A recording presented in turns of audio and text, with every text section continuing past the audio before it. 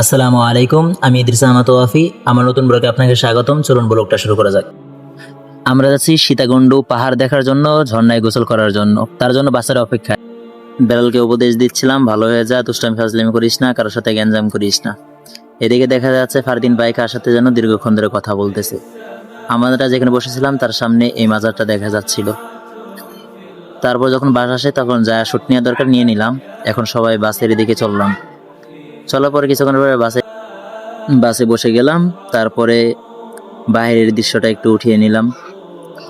কিছুক্ষণ পর আমাদেরকে কুমিল্লা এক হোটেলের সামনে নাস্তার বিরতি দেয়। এখানে হালকা নাস্তা পানি করে আবার আমরা বাসে উঠে যাই। বাসে ওঠার পরে দীর্ঘক্ষণ একটা ঘুম দেই। ঘুম দেওয়ার পর ঘুম থেকে যখন উঠি তখন দেখি ভালোই সাদা সাদা হয়ে গেছে। পাহাড় দেখা যাচ্ছিল, কিন্তু যখন ক্যামেরাটা অন করি পাহাড়টা অদৃশ্য হয়ে যায়। কিছুক্ষণ পর আমাদেরকে একটা তেল পাম্পে নামিয়ে দেয়। এখানে আমরা নাস্তা করি। নাস্তা করার পর আমরা এখান থেকে চন্দ্রনাথ পাহাড়ের উদ্দেশ্যে রওনা দিই। চন্দ্রনাথ পাহাড়ে যখন যাচ্ছিলাম, যাওয়ার পথে কিছু দৃশ্য, এবং যখন গেলাম যাওয়ার পরে দেখি নিচ থেকে পাহাড়টা অনেক সুন্দর দেখা যাচ্ছিল। এই পাহাড়ে ওঠার জন্য লাঠি নিয়ে নিলাম এবং ক্যামেরাটা সেট করে নিলাম। নিচ থেকে পাহাড়টা দেখতে খুবই ভালো লাগতেছিল। তাই ওঠার সময় ইমাম ভাই আসতেছিল, তার ভিডিওটা একটু নিয়ে নিলাম।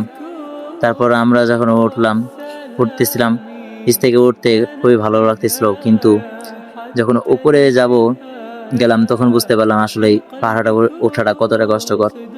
ইমাম ভাই বলতেছিল সে বিয়ে করে তার বউকে এখানে নিয়ে আসবে, কারণ একা একা এসে মানুষের কাপড়দের দেখে তাকে ভালো লাগতেছে না, তাই এগুলো বলতেছিল। তারপর উঠতেছিলাম, সিঁড়ি দেখে আমাদেরকে ভালো লাগছিল, হয়তো ভাবছিলাম উপরে গিয়ে সেই সিঁড়িগুলো পাবো, কিন্তু সেই সিঁড়িগুলো আর উপরে যায় আমরা পাইনি। তাই হাঁটা শুরু করেছি। মাঝে মাঝে আমরা বিরতি দেই, একটু ছবি টবি উঠাই, তারপরে আবার হাঁটা শুরু করতে এইভাবে যাচ্ছিল। কিন্তু যখন মাঝে মাঝে দাঁড়ায় আর পিছনের দিকে তাকিয়ে দেখি পিছনের দৃশ্যটা, তখন খুবই ভালো লাগতেছিল। রাস্তার অবস্থা কি বলবো, রাস্তার এই অবস্থা। এগুলোর ভিতর দিয়ে পায়ে অ্যাংলেট পরা ছিল, তারপরে পায়ে খুব ব্যথা পেয়েছি। এই যে সামান্য একটা ঝর্ণা দেখা যায়, ঝর্ণায় আমরা কিছু ফটোশুট করি। তারপরে এক চিপা দিয়ে যাচ্ছিলাম, এমন চিপারে ভাই কি বলবো, রাস্তার কথা গেলে বুঝতে পারবেন কতটা কষ্ট। এত বড় পাহাড়ে ওঠা, আমি জানি না সঠিক কতটুক। তারপর যখন দৃশ্যটা দেখি তখন এই কষ্টের কথা ভুলে যাই, আর পাহাড়ের মজাটা ঠিকই অনুভব করা যায়। তার রাস্তায় আমরা এখানে দেখতে পারি একটা কুকুর পর্যন্ত পাহাড়ে উঠে গেছে, কিন্তু কতজন আসতে পারে না। সবকিছু আছে কিন্তু তারপর আসে না। এই যারা দুর্বল হয়ে গেছে তাই আবার নাস্তা করে নিল, কিন্তু আমার নাস্তা করার প্রয়োজন হয়নি। তারপর আবার ওঠা শুরু করে দিলাম। ওঠা শুরু করার পরে একটা স্টেপে যায় দাঁড়ায়, এখন পিছনে ভিডিও একটু নেওয়ার চেষ্টা করলাম। তারপরে একটু হাত উঠায় দেখলাম এখানে পাহাড়ে আসার পর সবাই একটা মিউজিক ব্যবহার করতেছিল, জানি না সেই মিউজিকটা কি। তারপরে একটা এই গাছটা দেখলাম, গাছের মনে হয় প্রেমিকেরা মনে হয় তাদের পরি লাগাই আসে, এই গাছটাই পলিথিনের গাছ হয়ে গেছে, জানি না। আমাদের কেউ নেই, আমরা কোনো কিছু করি নাই, আমরা একটু ছবি উঠাই নিলাম। যখন নিচের দিকে তাকাচ্ছিলাম তখন মেঘগুলোও যাচ্ছিল, ভালোই লাগতেছিল। তাই মেঘের সাথে পাহাড়ের সাথে আমার দৃশ্যটা একটু অ্যাড করে নিলাম। কত সুন্দর লাগছিল। এত কষ্ট করে যে উপরে উঠছি, সমস্ত কষ্ট আমি ভুলে গেছি এই পাহাড়ের দৃশ্য দেখে।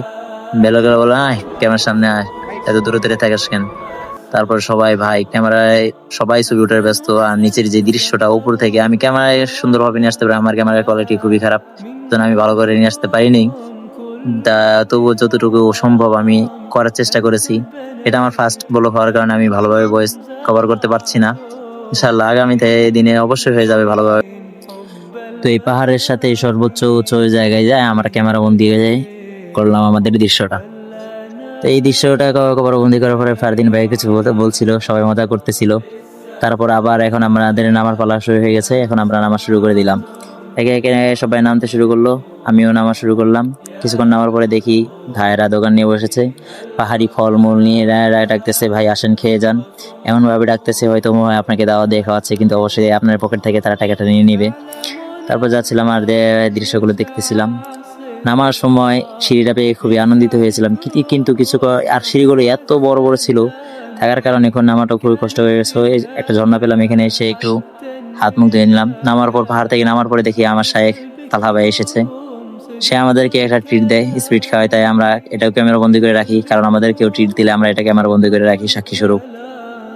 তারপর নেমে আসার পর যখন পাহাড়ের দিকে তাকাই তখন দেখি মেঘ পাহাড়ের নিচে আবার ভাসমান হয়েছে, দেখে খুবই ভালো লাগছিল। কিন্তু সেখান থেকে আমরা ঘোরাঘুরি করে তারপর আমরা গলিয়াখালী সি বিচে আমরা চলে যাই। চলে যাওয়ার পথে রাস্তাটা খুবই ফাঁকা ছিল, তার রাস্তাটা খুবই সুন্দর দেখা যাচ্ছিল, তাই একটু ক্যামেরা বন্দি করে নেই। যাওয়ার পথে আপনারা এরকম রাস্তা পাবেন, খেজুর গাছ। তারপর আমরা যাই বিচে নামি। কিন্তু এই বিচে যাইতে যে কষ্টটা হয়েছে, তা যাওয়ার পরে কষ্ট হোক, তবু এই যে পানির সমুদ্রের ঢেউ যখন আমরা দেখি তখন অন্তরটা ঠান্ডা হয়ে যায়। যদিও আমাদের যেতে খুবই কষ্ট হয়েছে। এখানে আমাদের কিছু ফটোশ্যুট এবং ভিডিও শ্যুট করে নেই। তারপর